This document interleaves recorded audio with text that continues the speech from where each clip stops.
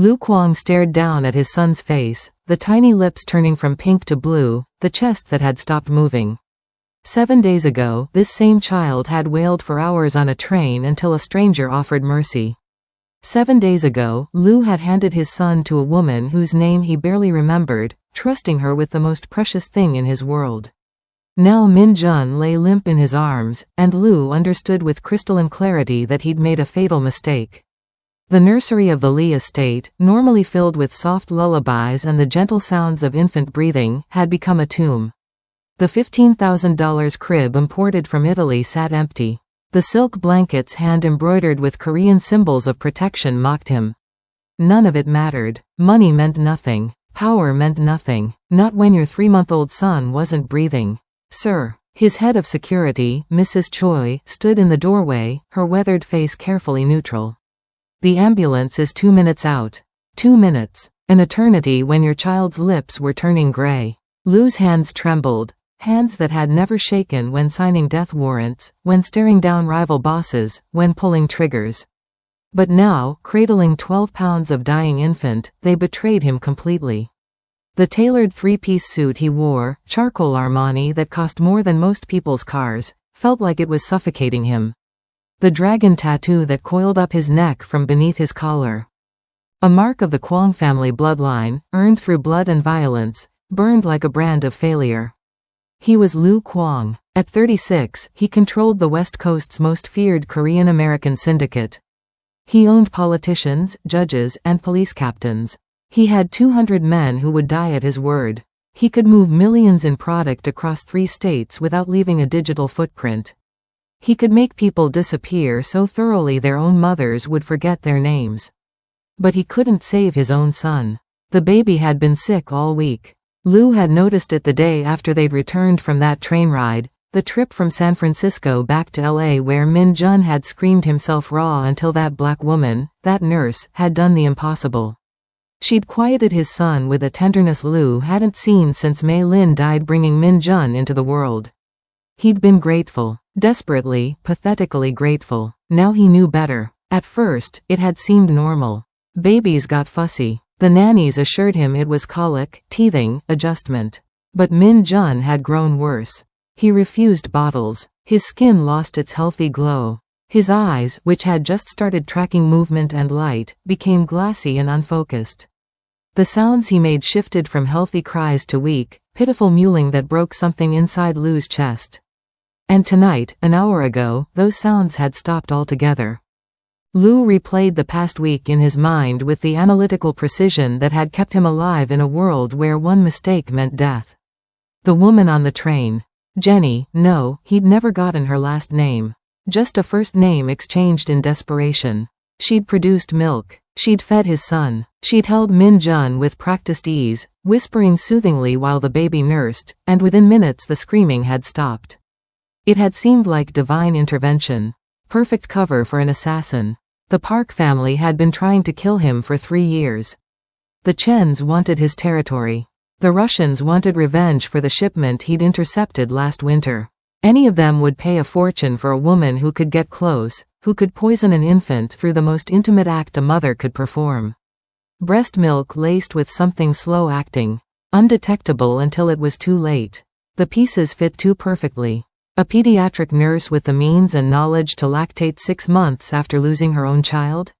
She'd told him her daughter had died of SIDS. Convenient story. Easy to verify on paper, impossible to disprove. She'd refused money when he'd offered it after the train ride, which had seemed noble at the time. Now it reeked of professional tradecraft, refuse payment, seem selfless, avoid creating a financial trail. And he'd trusted her. He'd let her touch his son. Sir, they're here. Mrs. Choi's voice pulled him back. Paramedics flooded into the nursery, their practiced efficiency a stark contrast to Lu's paralysis. They took Min Jun from his arms, he nearly refused to let go, and began their work. CPR on an infant. Oxygen mask the size of a shot glass. IV lines threaded into veins thinner than thread. Medical terminology Lu didn't understand flowing around him like water around a stone. But he understood one thing perfectly, his son was dying, and he knew exactly who was responsible.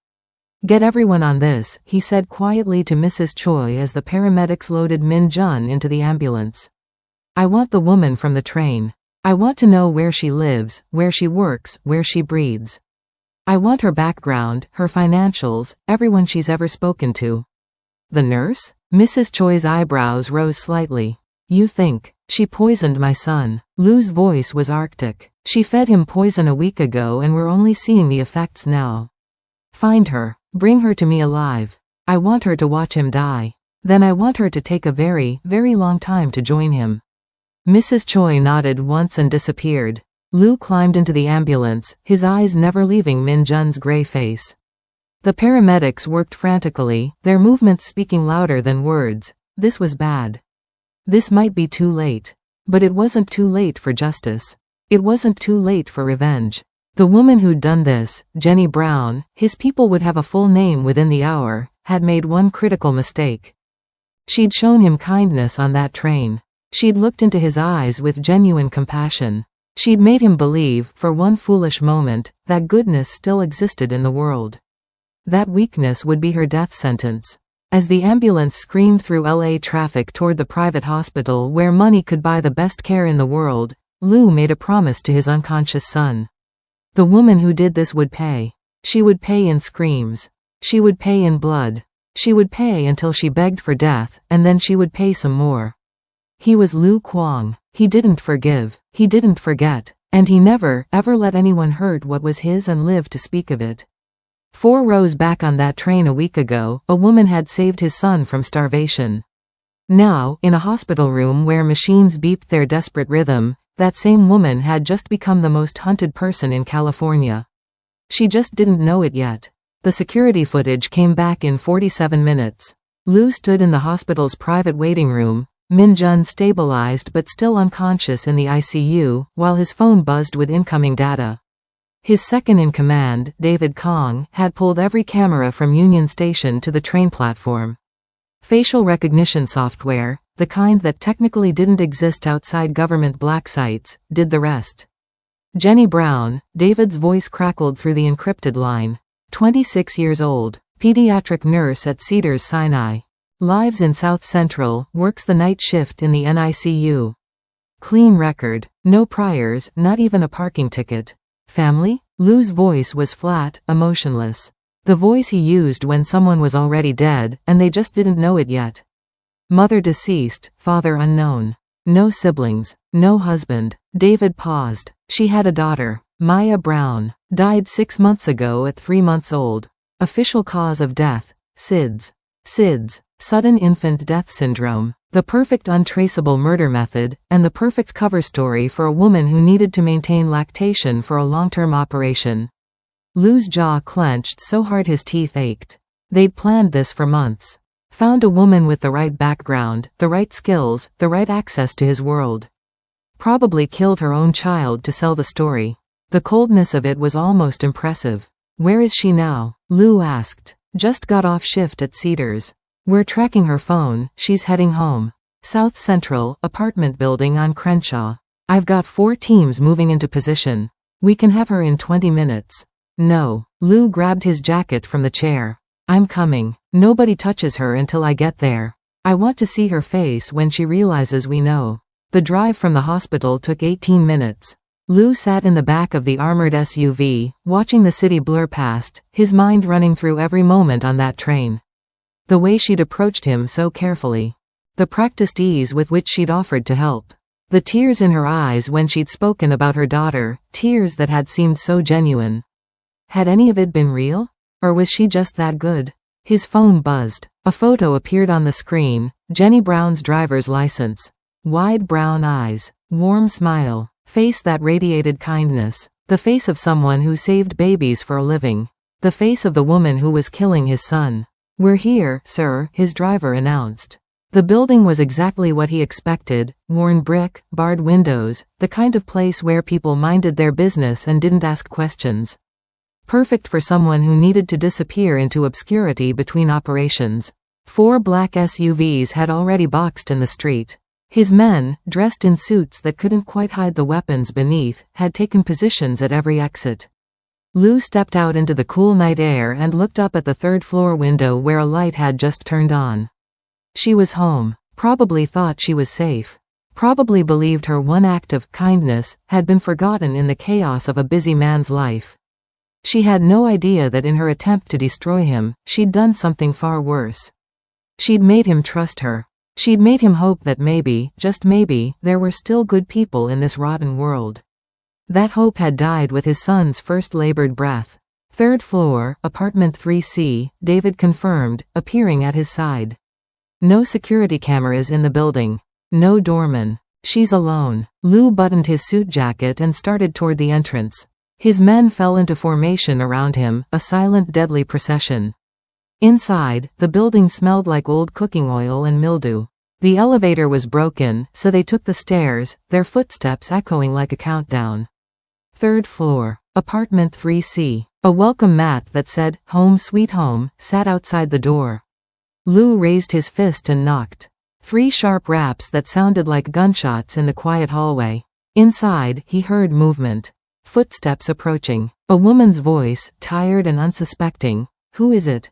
Lou's hand went to the gun at his hip. "Ms. Brown, we need to talk about my son." The footsteps stopped. A long, terrible silence. Then the sound of the deadbolt sliding open, and Jenny Brown's face appeared in the doorway, her eyes going wide with recognition and confusion and something that looked almost like concern. "Mr. Lee? Is Min Jun okay? What's—" She didn't get to finish. Lou's men moved like water, flooding past him into the apartment. Jenny stumbled back with a startled cry as they swept through her tiny home, securing the space with professional efficiency. Lou stepped inside and closed the door behind him. Locked it, looked at the woman who'd killed his son and smiled the smile that made grown men weep. "No, Ms. Brown," he said softly. "Min Jun is not okay. But you already knew that, didn't you?" Jenny's apartment was exactly what Lou expected from someone playing the struggling nurse role. Second-hand furniture. Medical textbooks stacked on a coffee table scarred with cup rings. A single framed photo on the wall. Jenny holding an infant, both of them smiling at the camera. The baby who'd supposedly died 6 months ago. The prop in her cover story. "Please, you're scaring me," Jenny said, backing against the kitchen counter as Lou's men formed a wall between her and the door. She wore scrubs decorated with cartoon teddy bears, her hair pulled back in a messy ponytail. The picture of exhausted innocence. "I don't understand what's happening. Is Min Jun sick? Did something. Don't." Lou's voice cut through her words like a blade. "Don't insult me by pretending you care about my son." Jenny's eyes went wide. "What? Of course I care. I'm a nurse, I care about all children. You're a killer." Lou took a step forward, and Jenny flinched. "Good. She should be afraid. My son collapsed tonight. 3-month-old baby, perfectly healthy until a week ago. Until a stranger on a train offered to feed him. Until you put poison in his body through the most intimate act of trust a mother can give." The color drained from Jenny's face. No, that's not, I would never." "The Parks paid you, didn't they?" Lou continued, his voice deadly calm. "Or was it the Chens? Doesn't matter. You played your role perfectly. The grieving mother with the dead baby. The kind nurse with the sympathetic lactation. The woman too good to accept money for her kindness." He smiled without humor. "How much did they promise you? $1 million? 2? What's the going rate for killing a child these days?" "I didn't poison anyone." Jenny's voice cracked with panic. "I'm a pediatric nurse. I took an oath. I would never, ever hurt a child. Min Jun was crying, he needed comfort, I just wanted to help." "You wanted to get close." Lou pulled his gun from his holster, watching her eyes track the weapon. "You needed access. So you manufactured a crisis and positioned yourself as the solution. Very professional. How long did you plan it? How many trains did you ride before you found the right target?" "I don't know what you're talking about." Tears spilled down Jenny's cheeks. "I was coming home from visiting my daughter's grave. It was the 6-month anniversary of her death. I heard a baby crying and my body just responded. It's called sympathetic letdown, it happens to grieving mothers, it's not convenient." Lou clicked the safety off his gun. "Your daughter. Tell me, Ms. Brown, did Maya really die of SIDS? Or did you kill her too? Practice run before the main event?" The slap came out of nowhere. Jenny's palm connected with his face with a crack that echoed through the apartment. Lou's men rushed forward, hands on their weapons, but Lou raised his free hand to stop them. His cheek stung. The woman had actually hit him. "Don't you dare," Jenny hissed, her fear momentarily overcome by rage. "Don't you dare say her name. Don't you dare suggest that Her voice broke. "Maya died in her sleep. I found her in her crib. I performed CPR until the paramedics came. I held her body while they pronounced her. I buried my baby girl and it destroyed me. So don't you stand there with your gun and your accusations and tell me I killed my own child." For a moment, Lou saw something in her eyes that looked almost real. Grief. Raw, unfiltered grief that mirrored his own. Then he remembered, she was a professional. Tears on command. Righteous anger. All part of the performance. "David," he said quietly. "Take her to the warehouse on Terminal Island. The soundproofed room in the back. I'll meet you there after I check on Min Jun." "No." Jenny's voice turned desperate. Please listen to me. If Min Jun is really sick, if he's really dying, then you're wasting time. I can help him. I'm a NICU nurse, I specialize in infant care. You've helped enough. Then let me see him." Jenny lunged forward before Lou's men could grab her. She got within a foot of Lou, her eyes blazing. "If you really think I poisoned your son, then take me to the hospital. Let me examine him. If I'm guilty, the evidence will be there, won't it? You'll see it. But if I'm innocent, if there's something else wrong with him, then you're wasting precious time torturing the only person who might be able to save his life." Lou stared at her. It was a clever play. Get inside the hospital, find a way to escape or call for help. Finish the job she'd started. "Unless." "Sir," David said quietly. "The warehouse is ready. We should." "No." Lou made a decision. "We take her to the hospital. She wants to see Min Jun? Fine. She can watch him die." And then, he stepped close enough that Jenny had to tilt her head back to meet his eyes. "Then she'll discover exactly how slowly a person can die when I'm the one holding the knife." Jenny's jaw set. "I'm not afraid of you. You should be." Lou grabbed her arm, his grip iron hard. "Because if my son dies, Ms. Brown, you'll spend your last hours begging me to be afraid of. You'll pray for fear. Because what comes after fear is so much worse." He dragged her toward the door, his men falling into formation around them. Jenny didn't struggle. She just kept her eyes fixed straight ahead, her breathing rapid but controlled. "I didn't poison Min Jun," she said one more time as they marched her down the stairs. "And when we get to that hospital, I'm going to prove it. Then you're going to owe me an apology and a very large check for emotional distress." Despite everything, despite his son dying and his world crumbling, Lou almost laughed. She was either the best actress he'd ever met, or the most foolishly brave woman in California. Either way, she'd be dead by morning. The private hospital wing was silent except for the steady beep of monitors. Lou's money bought a lot of things, including an entire floor cleared of other patients and a team of doctors who didn't ask questions when armed men stood guard outside a pediatric ICU room. Min Jun lay in a specialized crib, tubes and wires turning his tiny body into something that looked more machine than human. His skin had a grayish pallor that made Lou's stomach turn. The rise and fall of his chest was barely visible, assisted by a ventilator that breathed for him. "Let me examine him," Jenny said, her voice steady despite the gun Lou pressed against her lower back. "You move wrong, you reach for anything that isn't medical equipment, and I pull this trigger," Lou said. "Understood?" "Understood." Jenny stepped forward, her hands raised where he could see them. "I need to touch him. I need to check his vitals, his reflexes, his pupils. I can't do that from here." Lou nodded to the attending physician, Dr. Kim, who'd been hovering nervously by the monitors. "Let her work. But you watch everything she does." Jenny approached the crib like she was approaching something sacred. Her hands trembled slightly as she reached for Min Jun, and Lou saw her breath catch when her fingers touched his skin. She checked his temperature, his pulse, lifted his eyelids to examine his pupils with a penlight a nurse handed her. Her movements were practiced, efficient, but Lou noticed something else too, the way her jaw tightened, the way her breathing quickened. "His heart rate is bradycardic," she murmured, more to herself than anyone else. "Pupils are sluggish but reactive. Skin is cool and clammy. Respiratory distress even with ventilator support. She gently palpated his abdomen, and Min Jun whimpered.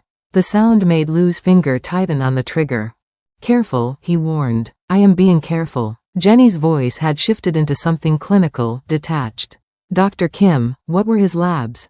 The doctor glanced at Lu, who nodded permission. Dr. Kim pulled up a tablet. Elevated liver enzymes, metabolic acidosis, acute kidney injury. We're seeing calcium oxalate crystals in his urine. We suspected poisoning, but we haven't been able to identify the specific toxin. Jenny's head snapped up. Calcium oxalate crystals? How long has he been symptomatic? He was brought in tonight in respiratory arrest, but according to Mr. Lee, the baby has been failing to thrive for about a week. A week. Jenny turned to look at Lu, and for the first time since he'd grabbed her, he saw something other than fear in her eyes. He saw anger. You think I poisoned him a week ago? On the train. I know you did. Then you're an idiot. She turned back to Min Jun, her hands moving quickly now, checking for signs Lu didn't understand. If I'd poisoned this baby 7 days ago, he'd be dead already. He wouldn't have slowly deteriorated. Acute poisoning presents within hours, not days. And calcium oxalate crystals? That's consistent with ethylene glycol poisoning. Antifreeze. You know what the half-life of ethylene glycol in an infant's system is? Lu said nothing. 2 to 5 hours, Jenny continued, her voice sharp. Which means for those crystals to be present now, he'd have to have been exposed recently. Within the last day or two. Not a week ago. She turned to Dr. Kim. Run a full toxicology panel. Check for ethylene glycol specifically. And I need his feeding schedule for the past 3 weeks. Everything he's eaten, when, and who prepared it. Dr. Kim looked at Lu again. Lu lowered his gun slowly. Do it. The doctor hurried out. Jenny went back to examining Min Jun, and Lu watched her work with growing uncertainty. She moved like someone who'd done this 1,000 times. There was no hesitation, no fumbling. Just practiced competence and something else, desperation. Like she needed to save this child the way she needed to breathe. Dr. Kim, Jenny called out as the doctor returned with a tablet. Look at this timeline. When did the symptoms start?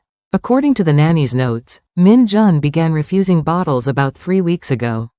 Became increasingly lethargic. Weight loss, vomiting, decreased urine output. 3 weeks. Jenny's voice was quiet now. I met you 7 days ago. This baby has been sick for 3 weeks. I couldn't have done this. Lu felt something crack inside his chest. The certainty that had driven him, that had turned him into a hunting animal, began to crumble. Then who? The monitors erupted in a cacophony of alarms. Min Jun's body went rigid, then began to convulse. Dr. Kim rushed forward, shouting orders, but Jenny was faster. He's seizing. I need diazepam, 0.3 milligrams IV push, now. Her hands were already on Min Jun, tilting his head to protect his airway. And get me a crash cart. You need to step back, Dr. Kim said, trying to take over. I'm not stepping back. Jenny's voice cut through the chaos like a whip. I'm a NICU nurse with 8 years of experience and I've run more codes than you've had hot dinners. Get me the diazepam or this baby dies. Lu watched, his gun forgotten, as Jenny worked. She was a blur of motion, medications drawn up and administered, airways secured, tiny chest compressions performed with 2 fingers while she counted under her breath. The other medical staff moved around her like she was the eye of a hurricane, taking orders, following her lead. Come on, baby, Jenny whispered, her voice breaking. Come on, Min Jun. Don't you leave. Don't you dare leave. The seizure lasted 90 seconds. It felt like 90 hours. When Min Jun finally stilled, his heart rate stabilizing, Jenny sagged against the crib. Her scrubs were soaked with sweat. Tears streaked her face. He's stable, she said hoarsely. For now. But we need to start fomepizole immediately. It's the antidote for ethylene glycol poisoning. And we need to find out who's been giving it to him, because this wasn't a single exposure. This was systematic. Prolonged. Someone has been poisoning this baby for weeks. Lu holstered his gun. His hands were shaking. You saved him. I stabilized him, Jenny corrected, wiping her eyes. He's not saved yet. He needs dialysis, supportive care, and we need to stop whoever's doing this from trying again. She turned to face him fully, and Lu saw the fury in her expression. So maybe instead of pointing guns at innocent people, you should figure out who in your own house wants your son dead. The words hit like a physical blow. Because she was right. Someone close to him, someone he trusted, had been killing Min Jun slowly. And he'd been so convinced it was an outside threat that he'd nearly murdered the one person who could save his son's life. Lou started, but Jenny held up a hand. Save it. I don't want your apology. I want you to leave me alone so I can do my job and keep this baby alive. She turned back to Min Jun, her hands gentle as she adjusted his IV line. And when he's stable, when he's safe, you're going to tell me everything about who has access to his food. Because I'm going to find who did this, and I'm going to make sure they never hurt another child again. Lou watched her work, this woman he'd been ready to torture and kill, and felt something he hadn't felt in years. Shame. Lou made the call from the hospital corridor while Jenny worked over Min Jun like a woman possessed. David answered on the first ring. I want every person who's had access to Min Jun's formula in the past month, Lou said, his voice low and lethal. The nannies, kitchen staff, housekeepers, security personnel. Everyone. I want their financials, their communications, their movements. Someone in my house has been poisoning my son for 3 weeks. Sir? David's confusion was evident. I thought the brown woman. She didn't do it. The words tasted like acid. The timeline doesn't match. The poisoning started before I ever met her. Which means someone I trust, someone I pay, someone who sleeps under my roof has been killing my son slowly. Lou's free hand clenched into a fist. Find them. I don't care if you have to tear the estate apart brick by brick. On it. Lou ended the call and stood for a moment, staring through the observation window into Min Jun's room. Jenny had pulled a chair next to the crib and was speaking softly to his unconscious son, her hand resting gently on his tiny chest. The monitors showed stable vitals. The fomepizole dripped steadily through his IV. Everything that could be done medically was being done. And it was all because of a woman he'd threatened to torture to death. Mr. Lee. Dr. Kim appeared at his elbow, holding a tablet. The toxicology results came back. Definitive for ethylene glycol, and based on the metabolite levels, we're looking at repeated exposures over an extended period. Ms. Brown was correct in her assessment. How extended? At least 3 weeks, possibly longer. Small doses, carefully calculated to avoid acute symptoms but cause cumulative damage. Dr. Kim hesitated. Whoever did this knew exactly what they were doing. This wasn't accidental. Lou's jaw tightened. Thank you, doctor. He pushed open the door to Min Jun's room. Jenny didn't look up, just kept her hand on the baby's chest, feeling the rise and fall of his breathing. You should go home, Lou said quietly. Get some rest. I'll have someone take you. I'm staying. Jenny's voice was firm. I'm not leaving him. Ms. Brown. It's Jenny. She finally looked at him, and Lou saw exhaustion carved into every line of her face. And I said I'm staying. You might be used to people doing whatever you tell them, but I don't work for you. I work for him. She gestured to Min Jun. And I don't abandon my patients. You're not on shift. He's not technically your patient. I'm making him my patient. Jenny turned back to Min Jun. Someone tried to kill this baby. Someone who's probably still out there, who might try again. So until you figure out who did this and make sure they can't get anywhere near him, I'm not going anywhere.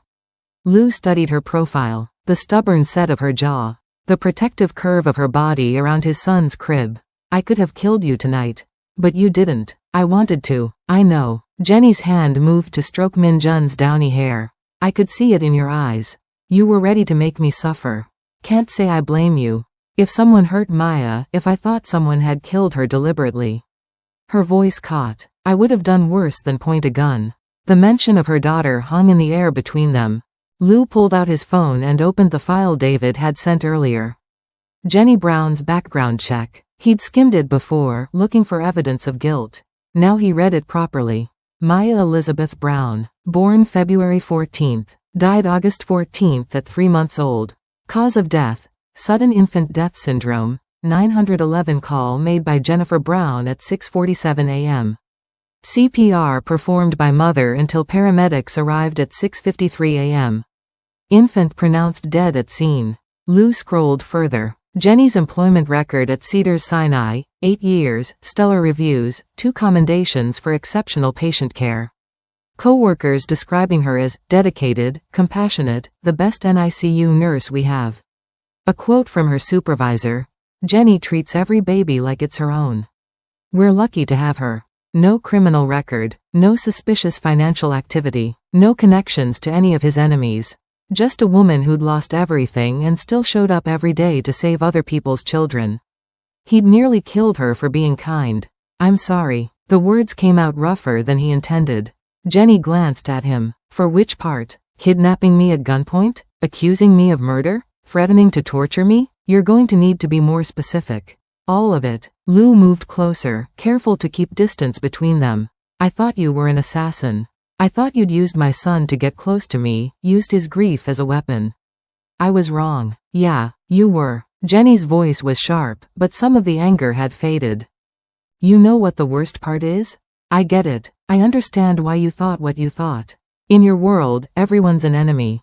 Every kindness is a trap.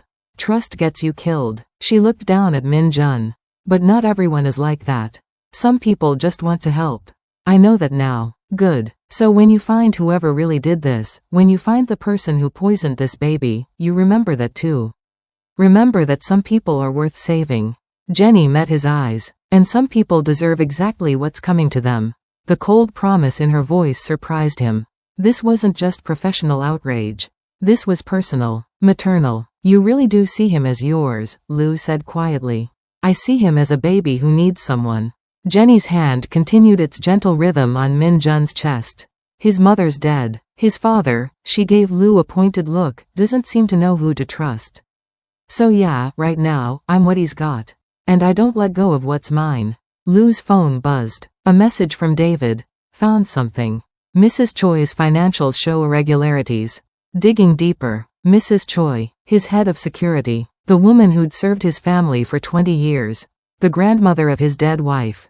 Impossible. But then, he'd thought Jenny was impossible too, and he'd been catastrophically wrong about her. "I need to make some calls," Lou said, moving toward the door. "Mr. Lee?" Jenny's voice stopped him. "When you find them, when you know for sure who did this. You're going to want revenge. You're going to want to make them suffer." "Yes. Good. Because I want to watch." Lou looked back at her. This woman with her gentle hands and fierce eyes, this nurse who saved lives for a living and had just asked to witness violence. She held his gaze without flinching. "You might get your wish," he said. Jenny turned back to Min Jun and began to hum. Lou recognized it after a moment, a lullaby, soft and sweet, completely at odds with the darkness they were discussing. But somehow it fit. This woman contained multitudes, healer and avenger, gentle and dangerous, broken and whole. He'd nearly destroyed her. Now he needed to make sure she stayed alive long enough to help him destroy whoever had hurt his son. 3 a.m. found them sitting on opposite sides of Min Jun's crib, the city lights of Los Angeles spread out beyond the hospital window like scattered diamonds. The baby slept peacefully for the first time in days, his color better, his breathing stronger. The fomepizole was working. "For now. In my world, trust is a weapon," Lou said quietly, breaking the silence that had stretched between them for the past hour. "You trust the wrong person, you wake up with a knife in your back. Or you don't wake up at all." Jenny looked up from the medical chart she'd been reviewing. "Is this your version of an apology?" "Because it needs work. It's an explanation." Lou leaned back in his chair, exhaustion pulling at him like gravity. "My wife died giving birth to Min Jun. Complications the doctors said were unavoidable. But in my line of work, there's no such thing as coincidence. No such thing as bad luck. Every death is a message, every tragedy a plot." He gestured to his sleeping son. "So when he got sick, when a stranger had just fed him, had just put her body against his body, her milk in his mouth. I saw an attack. I saw the perfect method. I couldn't see anything else." "Confirmation bias," Jenny said. "You decided I was guilty and interpreted every piece of evidence to fit that conclusion." "Yes. You're a terrible detective." Despite everything, Lou almost smiled. "Apparently." Jenny set down the chart and crossed her arms. "You want to know what I saw on that train? I saw a baby screaming himself hoarse because he missed his mother. I saw a man who looked like he controlled the entire world except for the 12 pounds of infant in his arms. And I saw," her voice softened, "I saw Maya. I saw my daughter crying in her crib at 2 a.m., 3 a.m., 4 a.m., those first few weeks when I didn't know what I was doing, when every cry felt like failure. She touched Min Jun's tiny hand. My body reacted before my brain did. The letdown, the milk, it was like muscle memory. Like Maya was still here, still needing me. I read the report, Lou said. About how she died. I'm sorry. Are you? Or are you just saying what you think I want to hear? Jenny's eyes were hard. Because 12 hours ago you thought I'd killed my own child for cover. You don't get to offer condolences after accusing me of murdering my baby. The words hit like bullets. Lou deserved every one of them. You're right, he said. I don't, but I am sorry. Not because I think you want to hear it. Because I know what it's like to lose someone you'd die for. To hold them and know you can't save them. To survive when you'd rather not. Jenny's expression shifted, some of the hardness melting away. Your wife. You loved her. With everything I had. Lou looked at Min Jun. Mei Lin knew what I was when she married me. She knew the danger, the violence, the blood on my hands. She loved me anyway. Said she saw something in me worth saving. His jaw tightened. She was wrong. There's nothing worth saving in me. But Min Jun, he's all of her good parts. Her kindness, her innocence. He's the only pure thing I've ever made. That's why you're so desperate to protect him. And why I'm so dangerous when I think he's threatened. Lou met her eyes. I need your help, Jenny. I need you to help me figure out who's doing this. You see things I don't. You think like a healer, not a killer. You might catch something I'd miss. I'm not working for you, Jenny said immediately. I don't care how much money you offer, how many threats you make. I don't work for criminals. I'm not asking you to work for me. I'm asking you to work for him. Lou gestured to Min Jun. Help me save my son. After that, you never have to see me again. Jenny was quiet for a long moment, her eyes moving between Lou and the sleeping baby. I have conditions. Name them. First, I stay with Min Jun until he's completely stable. That means I sleep in this room, I monitor every medication, every feeding. Nobody touches him without going through me. Agreed. Second, when you find who did this, you don't kill them until after they tell us everything. I need to know if there's any long-term damage to watch for, any other toxins we should be screening for. Lou raised an eyebrow. You're not going to ask me not to kill them at all? Would you listen if I did? No. Then I'm not going to waste my breath. I'm a realist, Mr. Lee. Someone tried to murder a baby. I'm a nurse, not a saint. Jenny's voice went cold. I'll patch Min Jun up. What you do to his poisoner is between you and your conscience. Assuming you have one. Fair enough. What's the third condition? After this is over, after Min Jun is safe and healthy, you leave me alone. No gifts, no thank you dinners, no job offers. I go back to my life and you stay in yours. We're not friends. We're not allies. We're just two people who happen to care about the same baby for a little while. The words should have been a relief. Instead, they felt like a door closing. Lou pushed the feeling aside. Agreed. Jenny stood and extended her hand. Then we have a deal. Partners until Min Jun is safe. Then strangers. Lou stood and took her hand. Her grip was firm, her skin warm against his.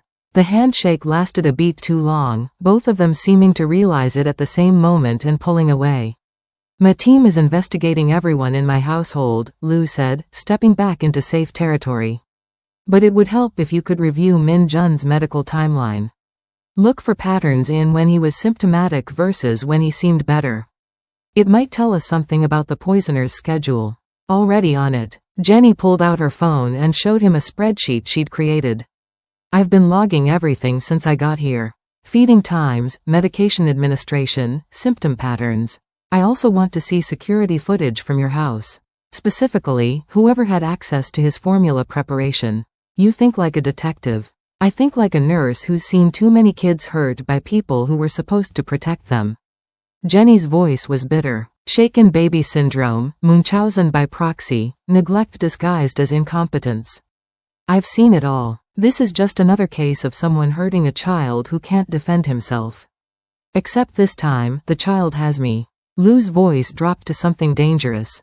And when I find who did this, they're going to wish they'd never been born. Good. Jenny met his eyes, and Lou saw the same darkness reflected back at him. Because some people don't deserve mercy. They stood there in the dim hospital room, two broken people united by their need to protect one innocent life. The air between them crackled with tension, not attraction, exactly, but recognition. They understood each other in a way that felt dangerous and necessary all at once. Min Jun stirred in his crib, making a soft sound. Jenny immediately moved to him, checking his vitals with practiced efficiency. Lu watched her work and felt something shift in his chest. She wasn't his employee. She wasn't his ally. She'd made that clear. But she was the only person in his entire world he could trust right now. And that terrified him almost as much as losing his son. David arrived at the hospital at dawn with a laptop and a face that told Lu everything he needed to know before a single word was spoken. "Show me," Lu said. They moved to a private consultation room down the hall, leaving Jenny with Min Jun. David opened the laptop and pulled up security footage from the Lee estate, split screen showing multiple camera angles. "I went back 3 weeks like you asked," David said, his voice carefully neutral. Cross-referenced everyone who had access to the nursery with the timeline of Min Jun's symptoms. "There's a pattern." The first clip showed Mrs. Choi entering the nursery kitchen at 2:17 a.m., carrying a small bottle. She moved with the confidence of someone who belonged there, someone who'd walked these halls for decades. She opened the refrigerator where prepared formula bottles were stored, selected one, and worked on it with her back to the camera for 43 seconds. Then she returned it to the refrigerator and left. "That was 19 days ago," David said. 3 hours before Min Jun's first documented feeding difficulties. The next clip, Mrs. Choi, same location, same movements. Then another. And another. A catalogue of betrayal, each timestamp corresponding with a deterioration in Min Jun's health. How many times? Lu's voice sounded distant to his own ears. 14 documented instances. There may be more in blind spots. David pulled up a chemical analysis. "I had a contact at the lab run a discrete test on the formula from your refrigerator. Traces of ethylene glycol in 3 bottles. Not enough to trigger immediate symptoms, but cumulative dosing over weeks. Would kill him slowly." Lu's hands were shaking. He made them stop through sheer force of will. "Mrs. Choi, I'm sorry, sir. Sorry." The word was meaningless. Mrs. Choi had been part of his life for 20 years. She'd trained him when he was barely old enough to hold a gun. She'd stood beside him when he took over the family business. She'd held him when Mei Lin died, whispered that everything would be okay, that he'd survive this grief. And all the while, she'd been planning to murder his son. "Where is she now?" Lu asked. "At the estate. I didn't want to spook her before you had a chance to. Bring her here. Tell her I need her counsel on a security matter. Don't let her know we suspect anything." David nodded and left. Lu sat alone with the laptop, watching the footage loop. Mrs. Choi's face never changed expression. She moved with mechanical precision, each poisoning as routine as checking the locks or reviewing security protocols. Clinical. Calculated. He thought about showing Jenny the footage, then decided against it. This was family business. This was his failure to see the rot in his own house. But when he returned to Min Jun's room, Jenny took one look at his face and stood up. "You found them." It wasn't a question. Lu nodded. "Who?" "My head of security. My late wife's mother. The woman who helped raise me." The words tasted like poison themselves. "Mrs. Choi." Jenny's eyes widened. "The grandmother. Oh God." She blamed Min Jun for her daughter's death. Apparently. Lu moved to the crib, looking down at his sleeping son. "I trusted her with everything. My life, my business, my child. And she's been killing him since he was born." "Not since he was born," Jenny corrected quietly. "The poisoning started 3 weeks ago. That timing matters. What happened 3 weeks ago?" Lu thought back. "The funeral. We held a memorial for Mei Lin on what would have been her 30th birthday. Mrs. Choi, she broke down during the service. Said she couldn't look at Min Jun without seeing her daughter. I thought it was grief. It was grief. Just the kind that curdles into blame." Jenny came to stand beside him. "I've seen it before in parents who lose children to complications of pregnancy or birth. They need someone to blame, and sometimes that someone is the baby who survived." "She should have blamed me," Lu said bitterly. "I'm the one who got Mei Lin pregnant. I'm the one whose life put her in danger every day. The baby is innocent. Grief isn't rational. Neither is revenge. The door opened. David entered with Mrs. Choi following behind him, her expression composed and professional as always. She was 63, Korean, her gray hair pulled back in a severe bun. She'd always reminded Lou of iron, strong, unyielding, dependable. She looked at Jenny, and something flickered across her face. Surprise. Then recognition. Then cold satisfaction. "Mr. Lee," Mrs. Choi said, bowing slightly. "David said you needed to speak with me urgently. Has there been a development with Min Jun's condition?" "Yes," Lou said quietly. "We found out what poisoned him. We know who did it." Mrs. Choi's face remained perfectly neutral. "That's good news. When will you deal with them?" "I'm dealing with them now." Lou pulled out his gun and pointed it at her chest. "Why?" To her credit, Mrs. Choi didn't flinch. Didn't even look surprised. She simply straightened her spine and met his eyes. "Because he killed my daughter," she said, each word precise and cold. "Mei Lin would be alive if not for that thing in the crib.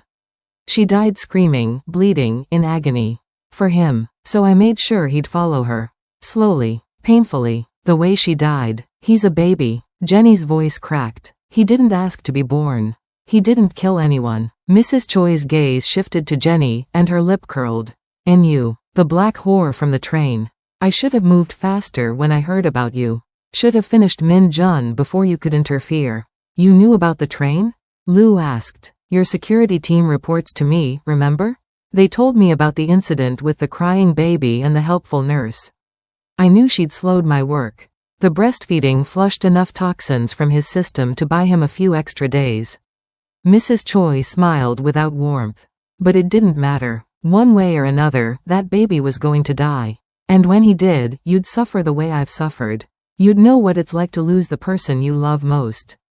"You were that person," Lou said, his voice breaking. "You raised me. You were my family. And you got my daughter killed." Mrs. Choi's composure finally cracked, fury bleeding through. "You put her in danger every day with your wars, your enemies, your violence. The stress of your life killed her as surely as the childbirth did. So yes, I raised you. I trained you. I made you into the monster you are. And then I decided to take the one thing that monster loved." The gun in Lou's hand trembled. "I should kill you right now." "You should." Mrs. Choi spread her arms. "Go ahead. Pull the trigger. It won't bring Mei Lin back. It won't undo what I've done. And it certainly won't change the fact that you failed to protect your own son from the person standing closest to him." Jenny moved between them, her hand touching Lou's arm. "Don't. Not yet. We need to know if she used anything else. Any other toxins, any other methods. Min Jun's life depends on knowing everything." "There was only the antifreeze," Mrs. Choi said. "I'm not a monster. I wanted him to die, but I wanted it to look natural. Kidney failure in an infant. Tragic. Unavoidable." She looked at Min Jun. "He should be dead by now. Would be, if not for her." "Then I guess you failed," Jenny said coldly. "Min Jun is going to live. He's going to grow up. And he's never going to know your name." Mrs. Choi's mask of control shattered. She lunged toward the crib, and three things happened simultaneously. David grabbed her from behind, Lou's gun tracked her movement, and Jenny put her body between Mrs. Choi and the baby. "You don't get to touch him," Jenny said. "Ever again." Mrs. Choi struggled against David's grip, her face twisted with rage and grief. "He should be dead. My daughter is dead because of him. It's not fair that he gets to live when she—" "Life isn't fair," Lou interrupted, his voice like ice. "But you're about to find out just how unfair it can be." The first gunshot shattered the hospital's sterile quiet at exactly 6:47 a.m. Lou's instinct screamed a warning half a second before the sound reached his ears. He was already moving, tackling Jenny and shielding Min Jun's crib with his body, when the second and third shots erupted from the hallway. David swore and drew his weapon, but Mrs. Choi was faster. She twisted in his grip with the efficiency of someone who'd been training killers for decades, struck him in the throat, and grabbed his gun as he stumbled back gasping. "Security breach, 4th floor." Someone shouted in the hallway. More gunfire. Screaming. The thunder of boots on linoleum. Mrs. Choi backed toward the door, David's gun trained on Lou. "You should have killed me when you had the chance," she said, calm as if discussing the weather. "But you always were too sentimental. Just like your father." "What did you do?" Lou demanded. Insurance. Mrs. Choi smiled. I have people loyal to me, not to you. People who remember when this family had honor, before you turned it into a cheap imitation of American gangs. I activated them the moment your men started asking questions about formula bottles. She glanced at Min Jun. They're here for the baby.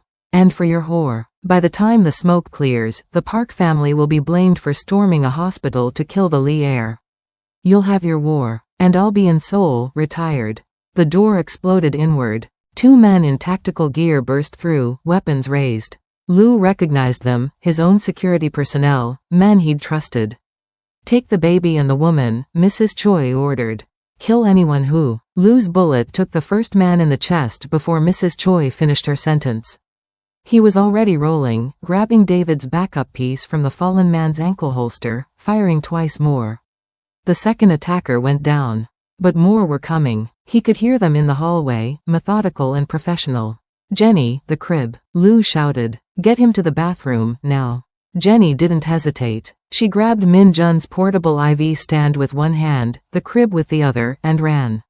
The baby woke with a startled cry as she wheeled him across the room. Lou laid down covering fire, forcing Mrs. Choi and the attackers back into the hallway. 3 more armed men appeared at the doorway. Lou recognized 2 of them. Men he'd promoted. Men he'd trusted with his life. The betrayal cut deeper than bullets. David had recovered and was firing from behind an overturned chair. How many? He gasped. At least 6, Lou said, reloading. Maybe more. She's had years to build loyalty. The bathroom door slammed shut. Lou heard Jenny dragging something heavy across it, the crash cart, maybe, or the medical equipment cabinet. Good. That would buy her minutes at most. Sir, we need to fall back, David urged. Call in our people. No time. Lou fired twice more. One attacker fell, clutching his shoulder. Mrs. Choi planned this. She's got people positioned to intercept any reinforcements. We're on our own. As if to prove his point, the lights went out. Emergency lighting kicked in, bathing everything in hellish red. Someone had cut the main power. Professional. Military-grade tactics. Mrs. Choi had trained these men well. Lou heard her voice from the hallway, calm and commanding. Smoke them out. The baby can't survive long without his ventilator. Wait them out or flush them out. Either way, they're dead. Inside the bathroom, Jenny's heart hammered against her ribs as she pressed her back against the door. Min Jun's crib was wedged in the corner, the baby wailing now, terrified by the noise and chaos. His monitors shrieked warnings, elevated heart rate, dropping oxygen saturation. The stress was too much for his poisoned system. Shish, baby, please, Jenny whispered, but her hands were shaking too badly to be comforting. She looked around the bathroom wildly. No windows, one door, tile walls that wouldn't stop bullets. She'd trapped them in a killing box. Think. She was a nurse. She'd spent 8 years dealing with emergencies. But those emergencies involved medical equipment and protocols, not armed men trying to murder a baby. The ventilator. Mrs. Choi was right. Min Jun needed it. Except he didn't, not anymore. Jenny had been monitoring his progress all night. His lung function was recovering. He could breathe on his own for short periods. She disconnected the ventilator tube, replacing it with a simple oxygen mask set to high flow. Min Jun's SATs stabilized. One problem solved. Gunfire erupted again, closer now. Something heavy hit the bathroom door, making Jenny jump. She grabbed the crash cart and shoved it harder against the door. Then the medication cabinet. Then herself, bracing with her feet against the opposite wall. Jenny. Lou's voice, hoarse with effort. How long can Min Jun survive in there? As long as I have oxygen. She shouted back. But the tank won't last forever. More gunfire. A man screaming. Then silence, terrible and complete. The door handle rattled. Jenny's breath stopped. Open the door, girl, Mrs. Choi's voice, soft and almost kind. You don't have to die for this. You're not family. This isn't your fight. Walk away now and I'll let you live. Go to hell, Jenny said. Stubborn. Just like Mei Lin. Something in Mrs. Choi's voice shifted. My daughter would have liked you. She always wanted to be a nurse too, before she fell in love with a monster. Your daughter fell in love with a man, Jenny shot back. You're the monster. You tried to kill a baby. I tried to balance the scales. Mrs. Choi's composure finally cracked completely. An eye for an eye. A child for a child. My daughter died bringing that thing into the world. So he should die too. It's justice. It's murder. It's the same thing in this world. The door shuddered under a heavy impact. Mrs. Choi was kicking it. And you've made yourself part of this world the moment you touched the Lee air. So when I break through this door, when I put a bullet in that baby's head, you'll die knowing you could have saved yourself. You just had to walk away. Jenny looked down at Min Jun. The baby had calmed slightly, his dark eyes focused on her face with that unsettling awareness infants sometimes had. Like he understood. Like he knew she was all that stood between him and death. I don't walk away from kids who need me, Jenny said quietly. Ever. The door exploded inward. Wood splintered. The crash cart went flying. Jenny threw her body over Min Jun's crib as Mrs. Choi stepped through the wreckage, gun raised, her face a mask of cold determination. Then you die with him, Mrs. Choi said, and pulled the trigger. The bullet never came. Lou crashed into Mrs. Choi from behind, his shoulder connecting with her ribs hard enough to hear something crack. They went down together in a tangle of limbs and fury. The gun skittered across the tile floor. Mrs. Choi twisted with vicious precision, her elbow catching Lou's jaw, stars exploding across his vision. She was 63 years old and she fought like a woman half her age. They grappled on the blood-slicked floor, each fighting for dominance, for the gun, for survival. Lou got his hands around her throat. Mrs. Choi drove her thumb into his eye socket. He roared and threw her off. She rolled, came up with the gun, but David was there, kicking it away, his face a mess of blood from a head wound. Enough. Mrs. Choi's voice cut through the chaos. Everyone froze. She was standing now, one hand gripping Jenny's hair, yanking the younger woman's head back to expose her throat. Her other hand held Min Jun's IV line, the needle already half pulled from his tiny arm. The baby screamed, a sound of pure terror and pain. One more step and I rip this out, Mrs. Choi said calmly. Blood ran from her nose, her lip, but her hands were steady. One more move and I put a bullet in her brain. Your choice, Lou. What matters more, your pride or your son? Lou stood slowly, hands raised. David did the same, his weapon lowered. The bathroom was destroyed, the doorway crowded with bodies, some dead, some wounded, all of them men who'd betrayed him. The hospital hallway beyond was chaos, smoke and gunfire and screaming. Let them go, Lou said quietly. Take me instead. You? Mrs. Choi laughed, harsh and bitter. You're already dead. You just don't know it yet. This life will eat you alive like it ate me, like it ate Mei Lin. No, I don't want you. I want you to watch. I want you to live with the knowledge that you failed again. Failed to protect your wife. Failed to protect your son. Failed to see the enemy standing right beside you for 20 years. Please, Lou said, and he hated the word, hated the weakness it represented.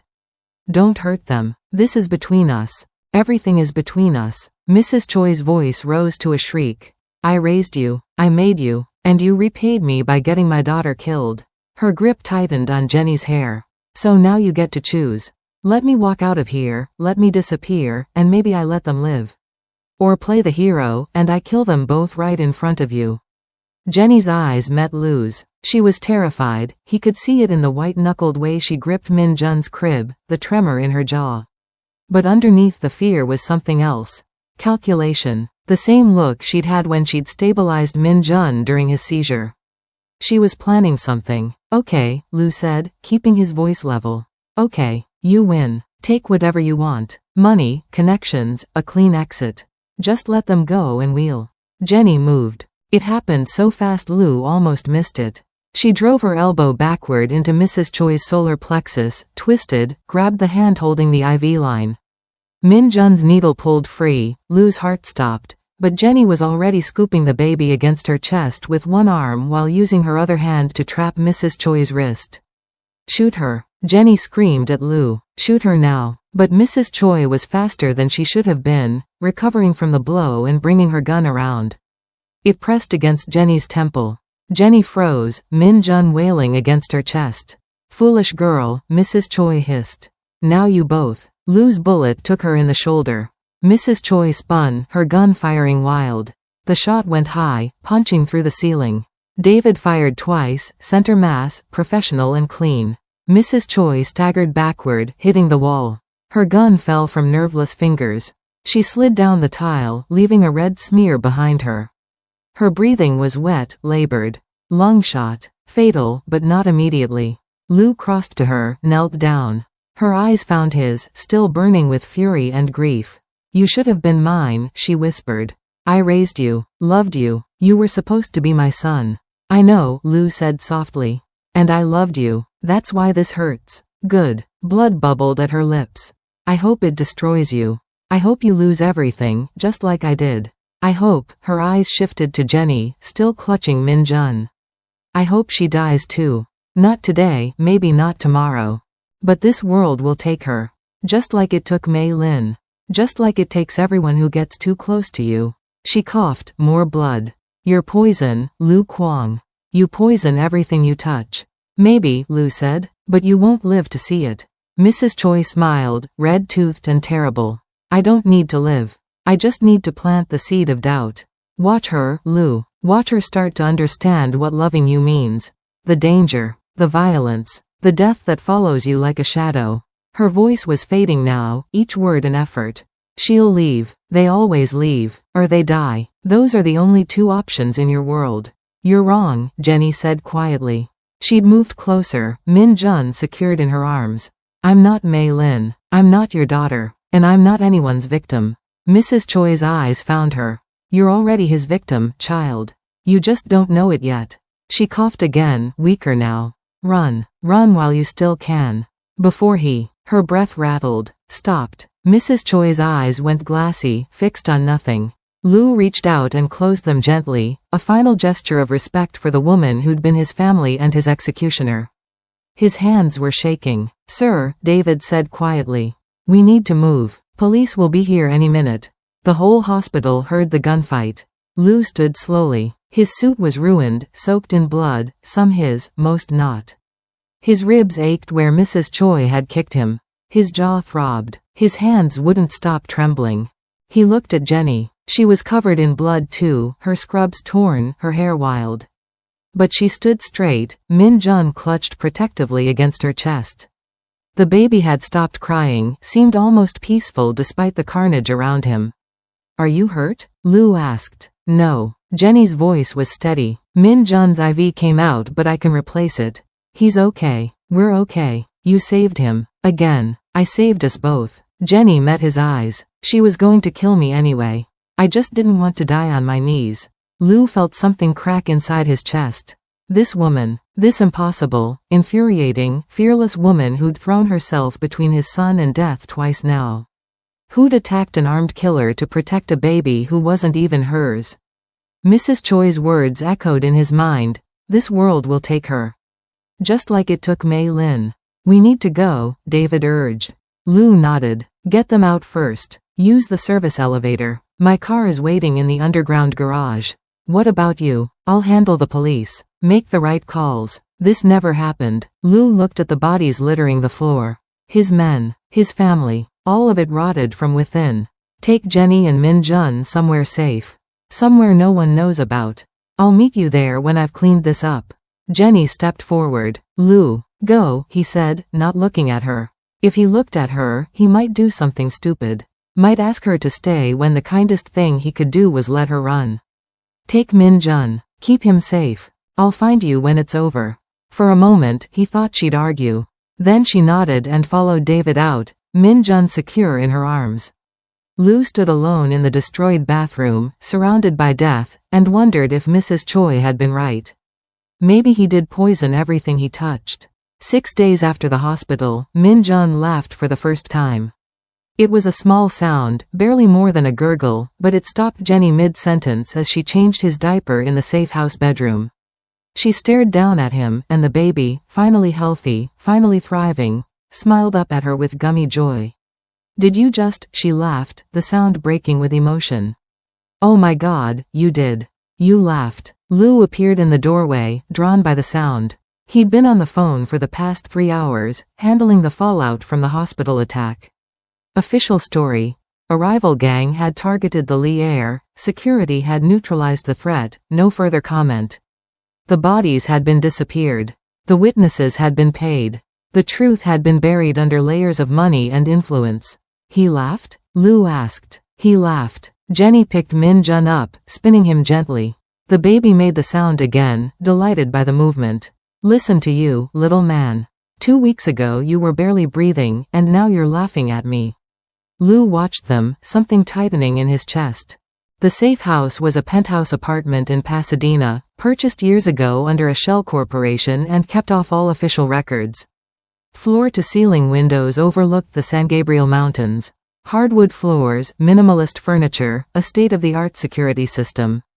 Everything money could buy. But what made it feel like a home was the woman dancing with his son, her scrubs replaced by jeans and a soft sweater, her hair loose around her shoulders. She'd been here for 6 days, refusing to leave until Min Jun was completely stable. Refusing everything else Lu tried to give her. Jenny, he said quietly. We need to talk. She stilled, settling Min Jun against her shoulder. That sounds ominous. It's practical. Lu stepped into the room, maintaining careful distance. Min Jun's labs came back clean. No permanent kidney damage, liver function normalizing. Dr. Kim says with continued monitoring, he should make a full recovery. That's wonderful. Jenny's smile was genuine, but cautious. So he doesn't need a live-in nurse anymore. He needs you. Lu, let me finish. Lu moved to the window, looking out at the city sprawling below. You saved my son's life. Twice. You threw yourself between him and death when you had every reason to run. I owe you everything. You don't owe me anything, Jenny said firmly. I did what any decent person would do. Exactly. Lu turned to face her. Any decent person. Do you know how rare that is in my world? Do you know how many people would have used that baby as leverage, as a bargaining chip? He gestured around the apartment. I can give you money. $1 million. 10 million. Name your price. I don't want your money. Protection, then. A new identity, a fresh start somewhere far from here. Witness protection, but better. I don't want to run away from my life. Then what do you want? Lu's frustration bled through. Tell me what I can give you, because standing here watching you prepare to leave while knowing that every enemy I have now knows your face, knows you saved Min Jun. He stopped, collected himself. You're in danger because of me. Let me fix that. Jenny was quiet for a long moment, swaying gently with Min Jun. You want to know what I want? I want to go back to work. I want to sleep in my own bed. I want to visit Maya's grave on Sundays without armed guards following me. She looked at him, her eyes sad. I want my normal life back. The one I had before I met you. That life doesn't exist anymore. Lu's voice was gentle but firm. The moment you touched Min Jun, you became part of my world. My enemies know about you. The Park family, the Chens, every rival syndicate who wants to hurt me, they all know that the black woman who saved the Lee heir means something to me. I don't mean anything to you. I'm just someone who helped your son. You think that's all you are? Lu took a step closer. You faced down Mrs. Choi. You attacked an armed woman to protect a baby who isn't yours. You've spent 6 days in this apartment, refusing payment, refusing gifts, just making sure Min Jun is healthy. You think I haven't noticed? You think I haven't seen the way you hold him, sing to him, love him like he's... Don't. Jenny's voice cracked. Don't say it. He's not mine. He's yours. And in 6 weeks, when I'm sure he's completely recovered, I'm going back to my life and you're keeping yours. That was the deal. The deal was you'd stay until he was safe. He won't be safe if you leave and my enemies use you to get to him. Then what are you suggesting? That I stay here forever? That I give up my job, my apartment, my entire existence to be what? Min Jun's permanent nanny? Your kept woman? Jenny's laugh was bitter. I've seen how this story ends, Lu. Your wife died because of your world. Mrs. Choi told me herself, this life destroys everyone who gets too close to you. She was right. The admission cost him. Everyone I love, everyone I care about, ends up hurt or dead or corrupted. It's what I am, what I do. He looked at Min Jun, peaceful in Jenny's arms. But he's innocent. He deserves a chance at something better. And you, Lu met her eyes. You're the only person I've ever met who looks at me and sees a father instead of a monster. Don't take that away from him. I'm not taking anything away. I'm giving him back to you. You're his father. You should be the one holding him, singing to him, making him laugh. I don't know how. The words came out raw, honest. I know how to run an empire. I know how to kill without hesitation. I know how to make people fear me. But I don't know how to be what he needs. What if he stopped, the fear he'd been carrying for weeks finally surfacing.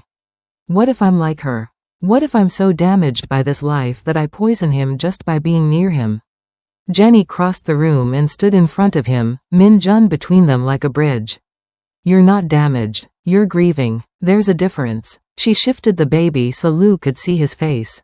Look at him. Really look. He has your eyes. Your stubborn chin. He's part of you, the good parts you think don't exist anymore. Lu looked at his son. 3 months old, finally healthy, peacefully sleeping against Jenny's shoulder. A miracle he'd nearly lost twice. Stay, he said quietly. Not as a nanny or a kept woman or anything except what you are, someone Min Jun needs. Someone who knows how to love without expecting anything in return. He paused. 6 weeks. You said 6 weeks. Give me that time to make sure you're safe, to set up proper security, to teach me how to, his voice caught. How to be his father instead of just the man who signs the checks. Jenny studied his face for a long moment.